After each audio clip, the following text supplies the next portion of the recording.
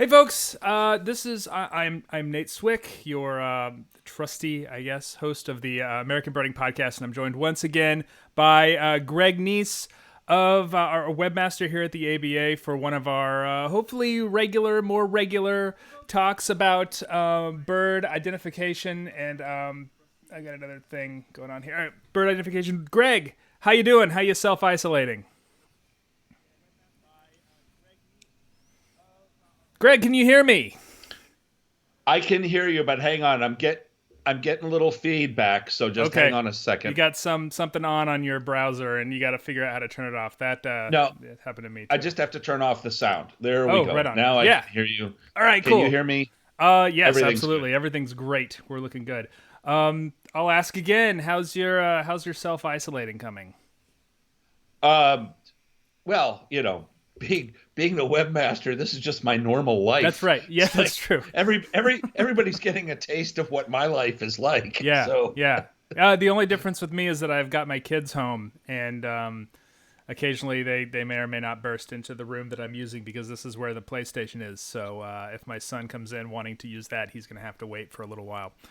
But yeah, we're here once again. We're here to take your bird ID questions as we usually are. Please let us have that in the comments. We are going live on Facebook and the What's This Bird Facebook group. We're also on Twitter if you follow us there at ABA. And we're on YouTube. We have a YouTube channel that we're going to try and use more often. And we had a little trouble with that last time when we did our virtual bird club. But everything seems to be working really well right now. So we're going to keep doing that. I don't know if John is listening.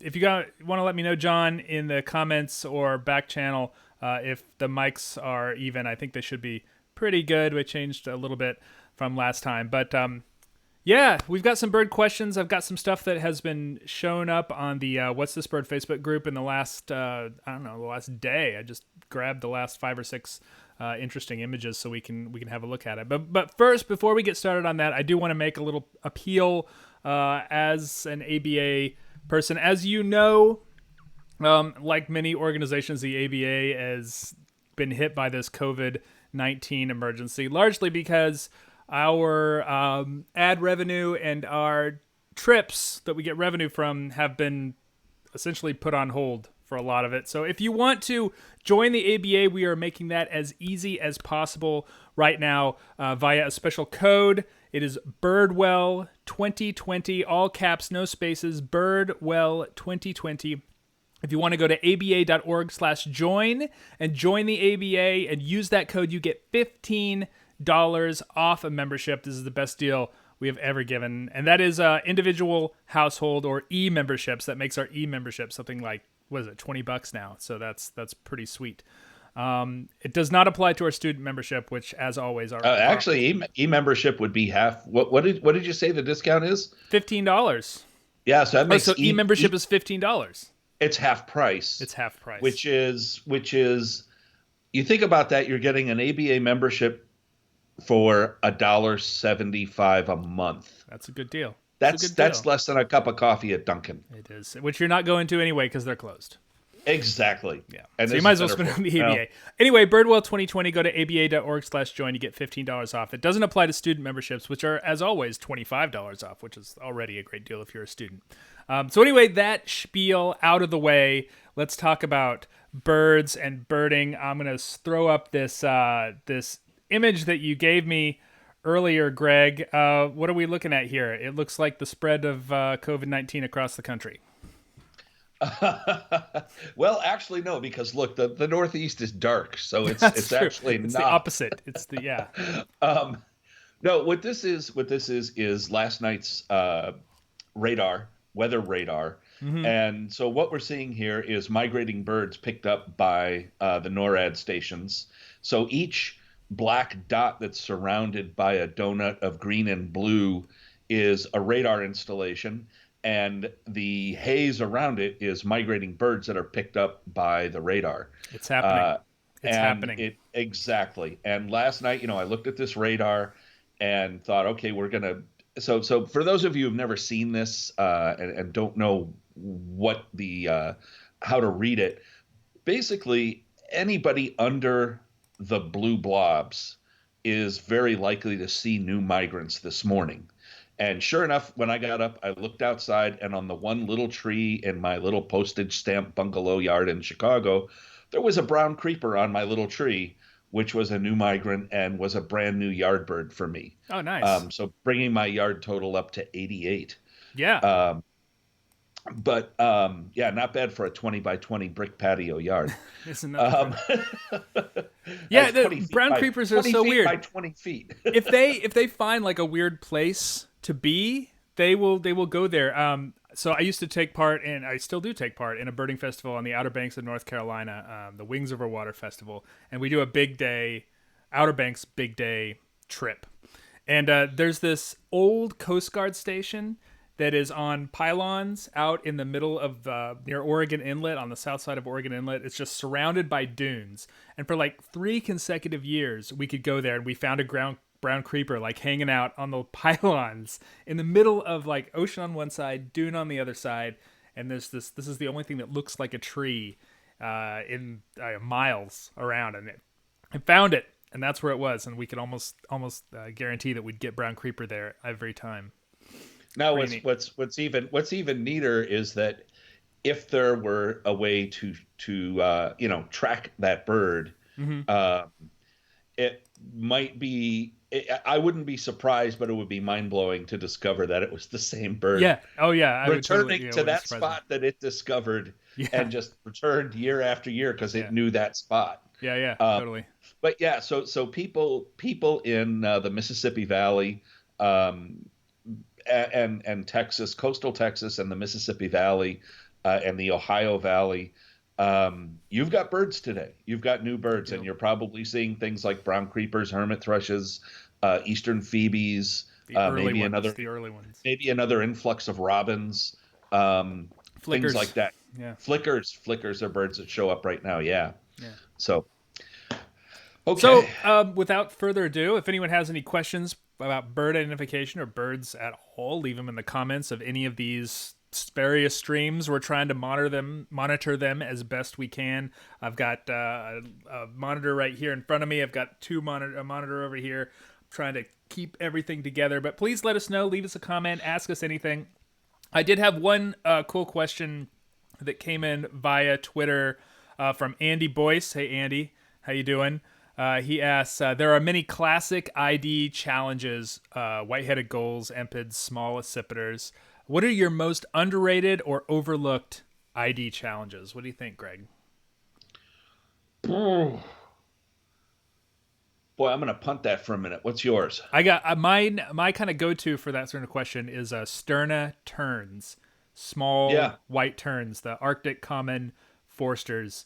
Especially common and forsters in migration in my part of the country, they can be really tough, and swallows also are a really tough one for some of the same reasons, because they move really fast and they're hard to get any sort of really good look at. So you kind of have to focus on kind of very broad scale identification, things like shape or big patches of color or whatever. But like a tough picking out of like a violet green swallow out of a flock of tree swallows, man, good luck.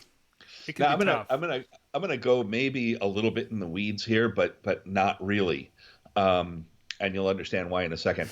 But I'm gonna say vagrant hummingbirds. Oh, yeah, And that's a good one. and the reason for that is that I say that is that hummingbirds, they travel. I mean, we're learning in recent years, like in the last 10 years or so, that hummingbirds move around. And we've got, I don't know how many species of hummingbirds North Carolina has on the state list now, or South lot. Carolina, A but it's a lot. lot. Yeah. And when the only native species, well, native but expected species, is ruby-throated, there's like what, 8 species of hummingbirds on the state list.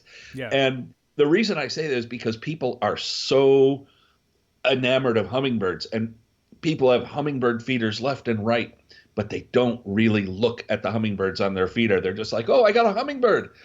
But if you really pay attention, you might, in the Midwest or the East, you might find a rufous or a calliope or an anna's or who knows what. So I think that's a really overlooked ID conundrum. Totally. And I think that that is one of those groups of birds that groups like What's This Bird on Facebook I've been really great at figuring things out because people will take pictures of hummingbirds at their feeder, especially in the winter Yep. if they leave their feeders out accidentally or intentionally, and they see something slightly odd. They'll take a picture, and hummingbird feeders are usually relatively close, so you can get a picture with a cell phone. And a lot of times you'll find something. Well, not a lot of times, but enough, right? Enough, you'll find something Yeah, well, somebody really somebody will, unusual. they'll post a picture and say this one looks a little odd, and you're like, Mm-hmm. yes, you're right, it is a Yes, little it odd. should. Yeah, And for good and well, reason. yeah, I mean, calliope is a very difficult ID, but when you see one, a female or an immature one, it just it just doesn't look quite right. Yeah. And it looks not quite right enough that you pick it out, but you Yeah. don't know exactly why.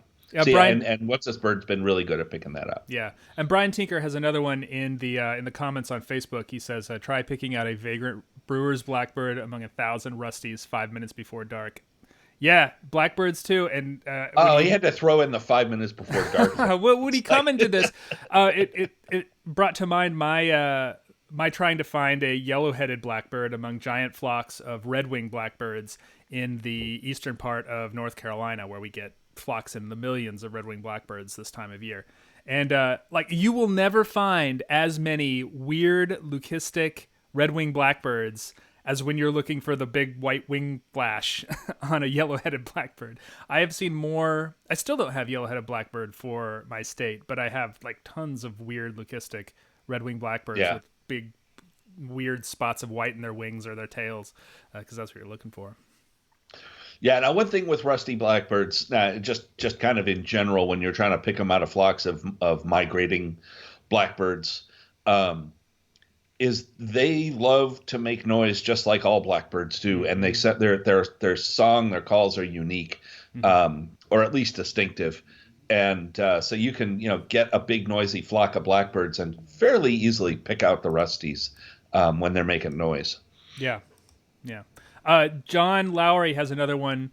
Winter chipping sparrows and their relatives, which is absolutely true. Down here, people are trying to find Yeah. clay-colored sparrow. I know in the upper Midwest, that's clay-colored sparrow is pretty regular, and Right. picking it out from the chippies can be a little difficult. And out west, you've got brewer's sparrow, which is another potential problem with chipping sparrow. And up in the north, you've got American tree sparrow, which is slightly different, little not quite as difficult as some of the real close chipping sparrow relatives, but can be Right. in the right circumstances can be a difficult find, can be a difficult bird. Absolutely.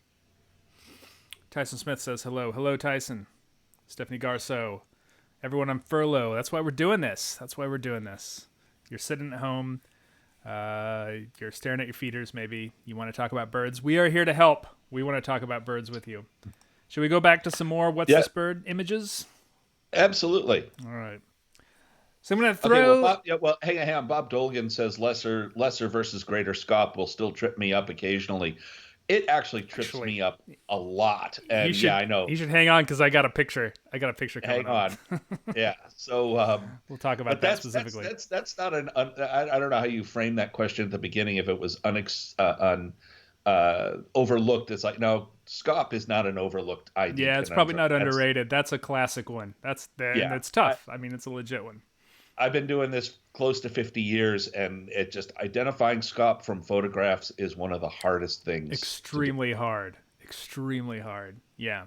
All right, so I got this picture of a hawk up here from Ontario. Yep. I don't exactly know where Gooderham is. It's in southeast Ontario, but I know where Ontario is, and that should be enough for this guy. This a lot of hawks moving right now. As the temperature heats up, they get more thermals. They're going to be pushing northward. This is a good one. What do you got for this one, Greg? Oh, well, I mean, it's when you say it's a good one, it's a good photograph, and it's this is a classic field guide view, and so this you can open your Sibley Guide to Birds. That's right. Any field guide. You don't even need your Sibley. Or any field guide, but I'm pitching Sibley right now. Well, I always have been. I think the Sibley Guide to Birds is as good as it gets.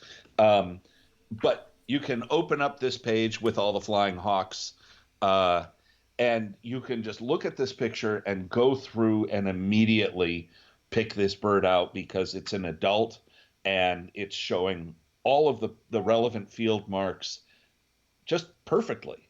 So this is an adult red-shouldered hawk, Sure is. and you will notice that it's got the broad black tail band at the Yep. Yep.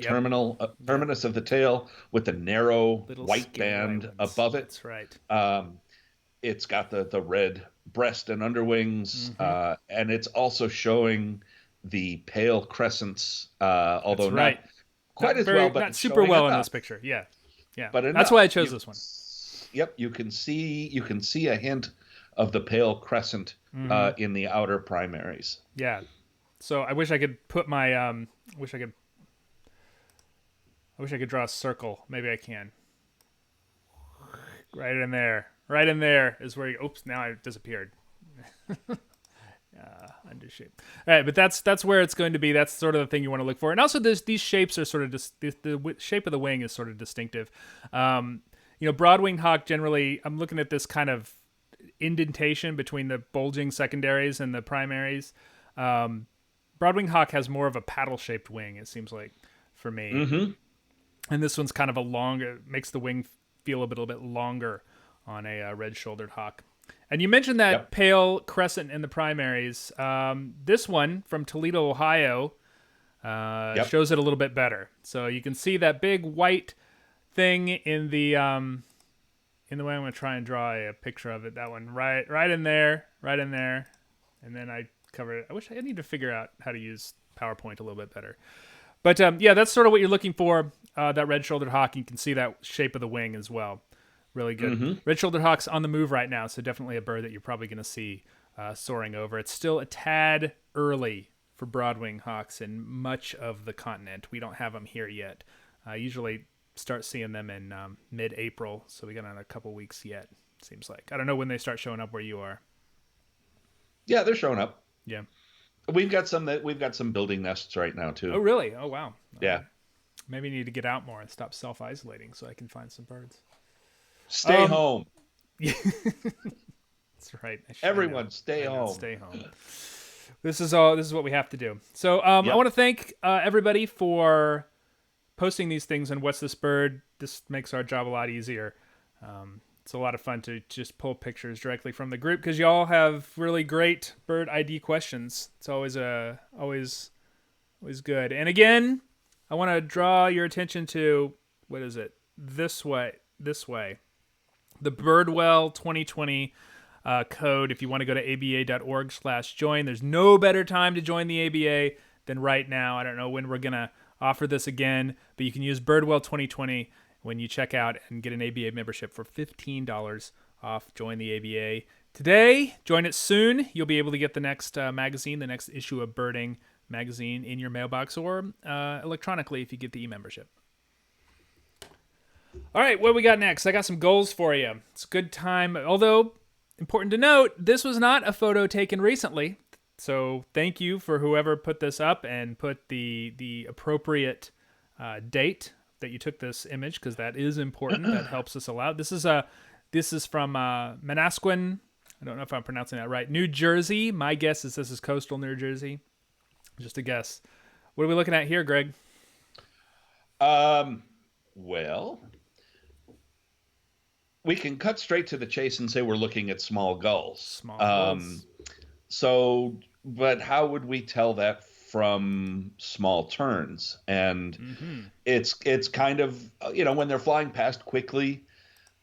Again, this is a situation where if the birds are in front of you and moving, terns and gulls, even the small ones, they look different, they feel different.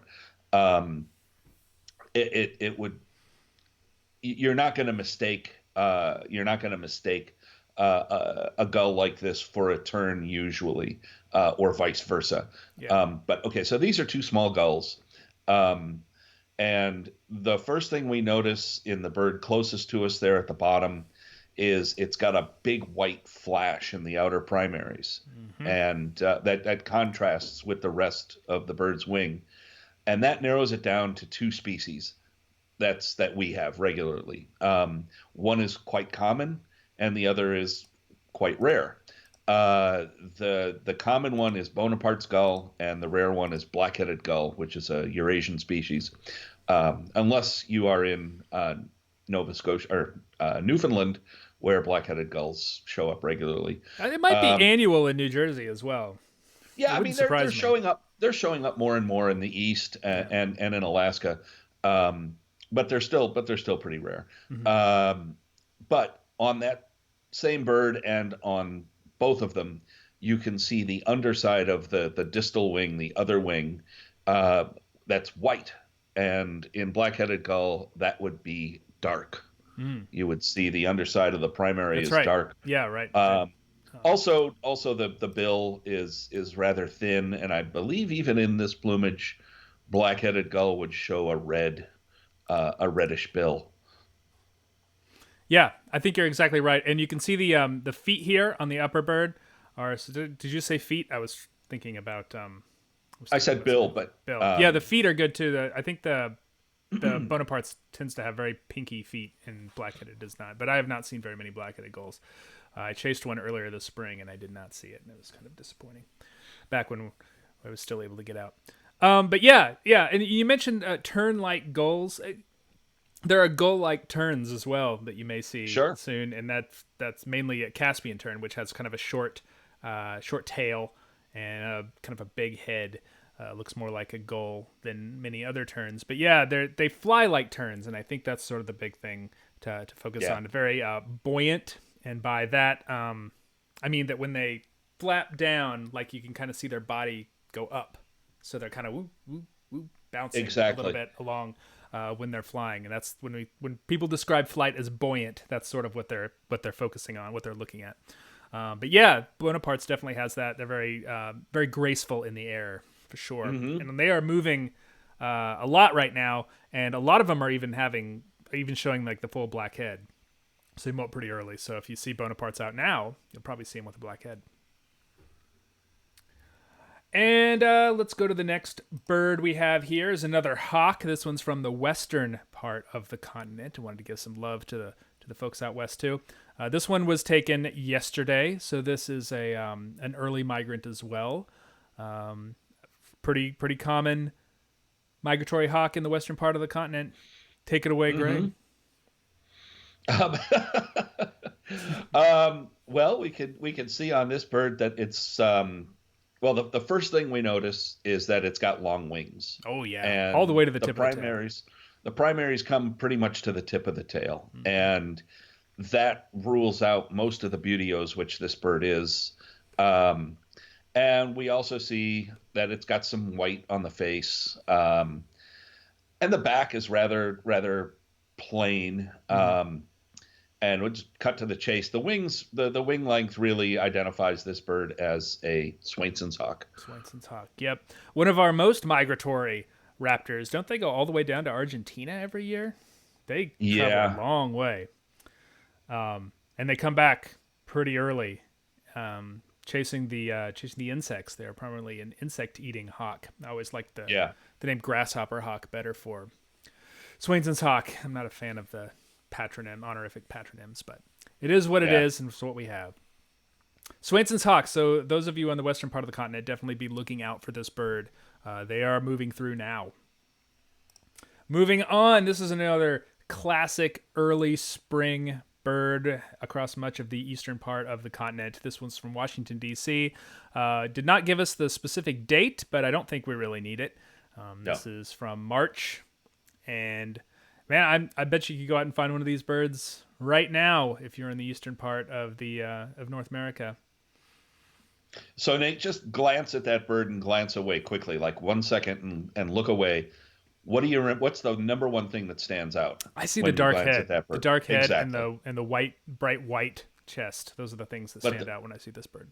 but exactly the dark top of the head and the Hmm. white throat, and white chest, and that is classic Eastern Phoebe. Eastern Phoebe. And spring, well, and actually the Phoebes in general, the Say's Phoebe shows the same thing. Its color and everything is different, but it's still got that dark face and top of the head. not quite as much as Eastern Phoebe does. But yeah, this is an Eastern Phoebe that is it's a passerine, a songbird, kind of long and slim. We can identify this, if you get a good look at it, a flycatcher in March, almost anywhere except Almost the deep anywhere. south Yeah. is going to be a Phoebe. Yeah. Some people get confused when they see Phoebe. I think a lot of it has to do with just anticipation. Like they want spring to be here so bad that they're willing to overlook the fact that it's most likely a Phoebe and maybe start identifying peewees, which are early migrants, but not so early. Across much of the South, Phoebes are year-round residents for the most part. Yeah. But And if this but they pop out and start hawking insects a lot more when the weather starts turning, and that's you see them. You see more of them. and if this were a video, you'd see that it would be bouncing its tail. Yes, absolutely. Yeah, yeah. The classic Phoebe bob. So we'll have to try that and post video at some point Yeah, we in gotta try. We could probably do the that. PowerPoint presentation and see if it doesn't blow everything up. One more thing. We're slowly adding technology to these presentations, little by little. These live presentations are held together with spit and duct tape. They really are. We're doing this for you guys. We're doing this for you guys. I hope you enjoy it. So I got one more picture before we take any sort of questions that anyone has. We have some questions about brown creepers. Is it because they're why people might see them more often? Is it because they sing, making them more noticeable? Maybe somewhat, but when birds are migrating, they're in flux, they're moving, they're going to be, in sort of unusual places. They're going to be looking for food, so they're going to be more active, and so you're just going to see more of them, I think, in migration. And there are more of them. Yeah, right, because they're all moving and they're kind of bunching up in some, great places for brown creeper. So, and at this time of the year, you're also starved for migrants, so they're more exciting because they're one of the first ones that come through, and they're more memorable. Yeah, yeah. People get really excited about northern Parula and yellow-throated warbler and stuff down here, just because they're the first ones. But in another 3 weeks, old hat. Hate to say it, but old hat. Trash birds. And I teased this one a little bit earlier, so I'm going to throw it up on you again. This is a scop from Waterton, Canada. That's not super specific. It would be like saying Chicago, United States, if you didn't know. I don't know where Waterton is, but this was in June. Doesn't really matter. We know it's a scop. Alberta, I believe. But it's somewhere in the West, I think. Maybe British Columbia, Alberta. I could Google it, but I'm not going to. In any case, we got a scop here. This is a little bit of a tweener. We got a scop here, and that's our show. So we're out. Thanks, guys. Well, first impression of this bird is a greater scop, and the reason for that is that looking at this one picture, it appears to me that there's a significant bulge in front of the eye, and typically, in an adult male like this, we see lesser scop, and I don't think. Now, we're not going to pull up a comparison image real quick here. There's no good way to do it, but typically the forehead, the eye is closer to the forehead, and you see more of a rise behind the eye in lesser scop. And here we see kind of it's rounded flat, or even if you use your imagination just a little bit, the forehead kind of bulges in front of the eye. Secondly, the nail at the tip of the bill looks fairly prominent. The bill's a little bit overexposed, and it's hard to see that. It is hard to see. But if I had to call this bird from this one picture, I would call it a greater scop. Having said that, if there were a dozen pictures of this same bird and it proved to be a lesser scop, I wouldn't be surprised. Yeah, I know. I'm kind of I'm hesitant to go all in on this one. The head shape is one thing that people like to point to when they're trying to identify scop, and the problem with this bird is that it looks like it's been diving. and when they're active, the head shapes doesn't become very useful. So the idea is that Greater Scop has, Greater Scop has a more rounded head, whereas Lesser is a little peaky in the crown. It's hard to tell on this bird because I know that they move quite a bit. As far as the bill goes, I don't know, man. I can't really make a lot out on that bill. Right. And I do like to use the bill when I get a good, the nail rather, the tip of the Yeah, bill here. I do like to use that when I get a good look at it because I do think that's one of the more consistent field marks. it But is. as you We just can't see enough. you just can't see enough on this one. And I think depending on where Waterton is, and I'm going to do a quick little Google search. Waterton. Oh, it's in Alberta. You're right. Alberta. I guess they'd both be up there. Nice knowledge of your Canadian geography there, Greg. Yeah, I might. Yeah, I don't know. I'll probably say I don't know on this one. We need more photos, need more evidence, and that's the difficulty of identifying birds from photos because you don't get it. It's one shot and nothing. Whereas if the bird were in life and it was moving around, we could get a better look at that nail. We get a better look at the head shape, the resting head shape, and maybe make an assessment on that. But that's a tough one. That's a tough one. I regret putting that in my presentation. No, it's a good one. It's a good one because that's why I qualify it always at the outset. If I had to identify it from this one picture, because it's hard from one picture for a lot of species. It's very hard, and as you pointed out, may not even be possible because the chance of more images or more data proving it to be something else is pretty darn high. Yeah, and where I live, Greater Scop tend to be very site specific. So if I'm on the beach and I'm looking at a flock of scop in the saltwater, I'm gonna assume they're Greater Scop and then kind of talk myself into Lesser Scop, and sort of vice versa on a lake or reservoir on freshwater. But I know of some sites near where I live in the Piedmont of North Carolina where like Greater Scop congregate every winter. Like there will be more Greater Scop than Lesser Scop on this one pond by the Raleigh-Durham airport for whatever reason. I have no idea why. No one knows why. But there are more Greater Scop there.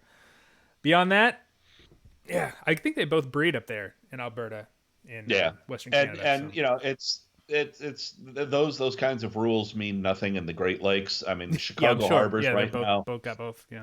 There are scop hanging out willy nilly exactly as birders are not supposed to be right now. So there's nobody looking at them. Yeah.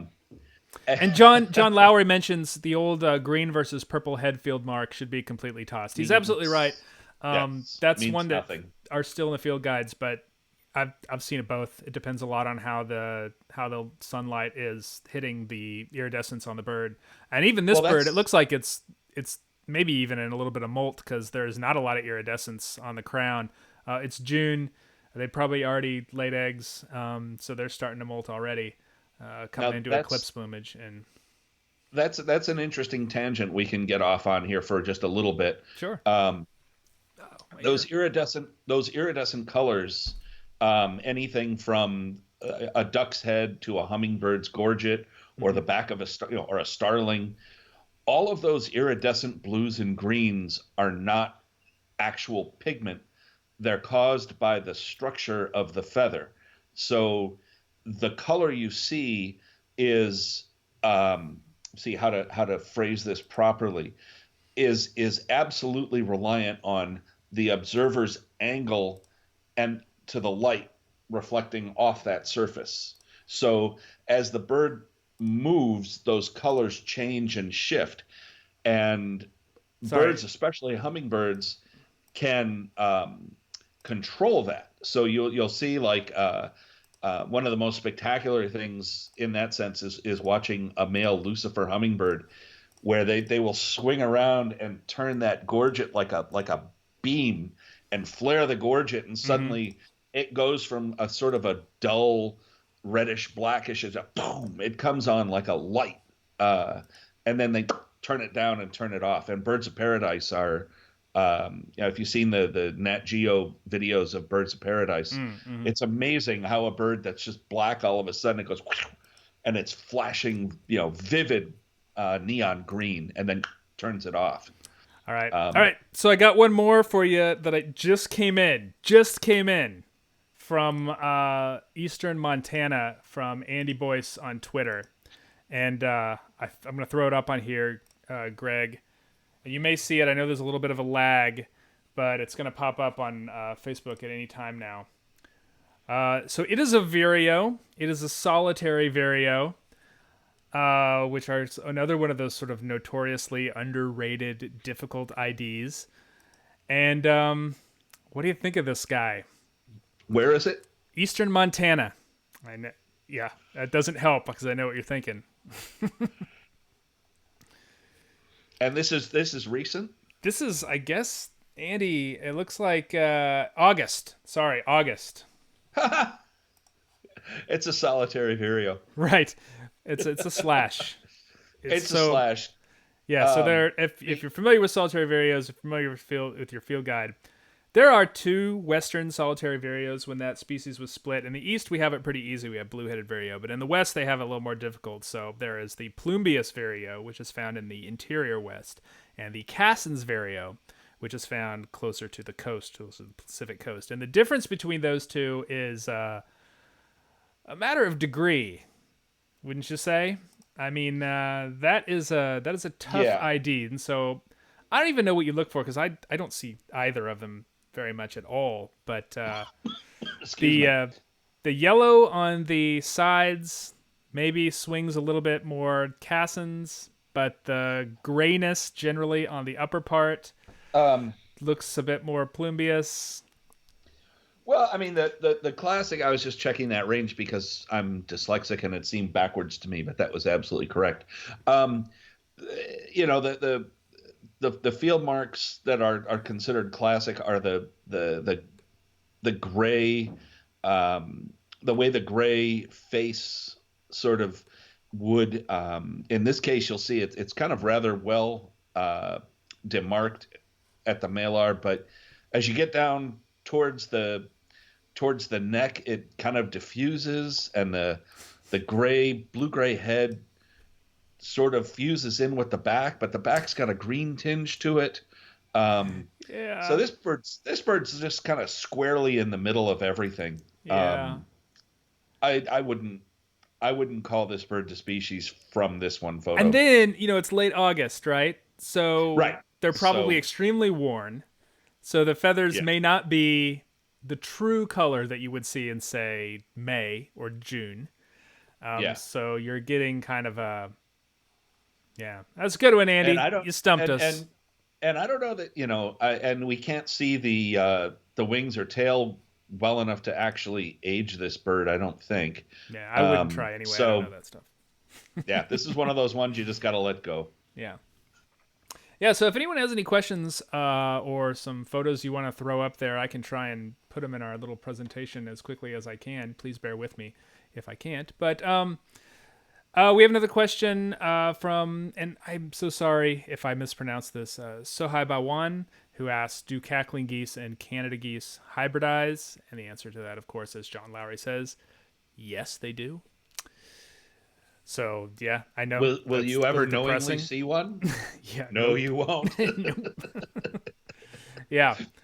So, so let's see. We're about 40 minutes in. If anyone has any other questions, please let us know in the comments. I want to throw one more reminder of the aba.org/join code that we're advertising here at the top of the thing, which I can't. Yeah, there. Birdwell 2020, all caps, no spaces. You can get $15 off an ABA membership. There's no better time to join the ABA. This is for new members and for renewals. So if you have been lapsed for a while and you've been thinking about coming back, please consider doing that. We will, we'd love to have you, and you can get a deal. Great deal. And speaking of renewals and new members, when we are done here, I will be going back to getting ready for the imminent launch of the new version of Listing Central, which we hope to have We've been working diligently testing it and getting it ready. I'm hoping that we'll have it. We won't run into any other little bugs this afternoon and get that puppy out the door to you. But ABA members, that's coming, and it's a really good time to renew or join if you want to use our new Listing Central app. And if you want a preview of that, you can go to our main discussion group on Facebook, and there's a video that shows the new capabilities of the new app. Yeah, and definitely check that out. And one of the cool things that this Listing Central does that eBird doesn't is that you can port. You can correct me if I'm wrong about this, Greg. You can port your eBird checklist over to Listing Central automatically, and then remove those species that are on it that are not on the ABA checklist. So if you've got some weird parrots, you've got some herd-only birds that for whatever reason you don't want to count, I'm not going to judge. It's your list. But you can take those off your list, and it will be ABA compatible. Well, yeah, actually, and actually, so yeah, what it does actually is, you can import your eBird life lists for any ABA area or ABA area subset, and what it will do is make it ABA checklist compliant. So it'll change the names from Clements to AOS, and it will strip out any species that are not on the ABA checklist. So if you want to, and a lot of people use different methods for keeping their life lists, their state lists, their year lists, their photographed lists. And while we're all stuck at home, a lot of people are updating that stuff. And this is now a way where it's super easy, and you can maintain your list at aba.org if you're an ABA member. And we take care of the nomenclature and stuff for you. So, if there's a split or a lump, or the sequence changes or all that stuff, it's all taken care of on the live checklist. Absolutely. All right, so I want to I think we're coming to the end of this, Greg. I don't see any new questions popping up on the message feeds. I want to thank everybody who joined us for this live What's This Bird Q&A. We'll be back next week. We'll do that at the same time next Friday, 1 o'clock Eastern time. Think of it as kind of a lunchtime, bird fix. We'll try and do this regularly. Once again, Birdwell 2020 for $15 off an ABA membership. That is good through the end of the month. So you've got about 4 more days. And so that's all I got. Greg, thanks for joining me again. And we'll see y'all again next week.